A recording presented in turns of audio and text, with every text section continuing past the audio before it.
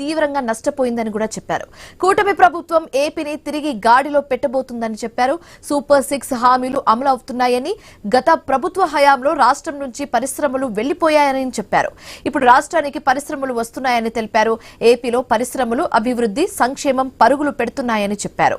YCP ఎందుకు ఓడిపోయిందో జగన్ ఇప్పటికీ తెలుసుకోవడం లేదని గంటా శ్రీనివాసరావు విమర్శించారు. జగన్ కాదు, వాళ్ళ తాత ముత్తాత వచ్చినా కూడా అమరావతిని అంగుళం కూడా కదిలించిన పరిస్థితికి తీసుకెళ్లాలనే ఉద్దేశంతో ఈ ప్రభుత్వం తీసుకున్న చర్యలకి మొత్తం రాష్ట్రం మొత్తం కూడా నేను ఒక పండగ వాతావరణంలో మీరు చేసిన అప్పులు, లక్షల కోట్ల అప్పులు, ఆ ప్రతి నెల వడ్డీలు, కనీసం 1వ తారీఖున ఉద్యోగస్తులకు జీతాలు ఇవ్వలేని పరిస్థితుల నుంచి మళ్ళీ ఈ 20 నెలల్లో రాష్ట్రంలో పరిపాలన ఏ విధంగా సాగుతుందో చూస్తా ఉన్నాం. ఒక పద్ధతి ప్రకారం చెప్పిన ప్రతి సంక్షేమ కార్యక్రమం, ఎన్నికల సమయంలో ఏదైతే హామీలు ఇచ్చామో సూపర్ 6 పేరుతో చెప్పిన కార్యక్రమాలే కాకుండా చెప్పని కార్యక్రమాలు కూడా ఎన్నో చేస్తూ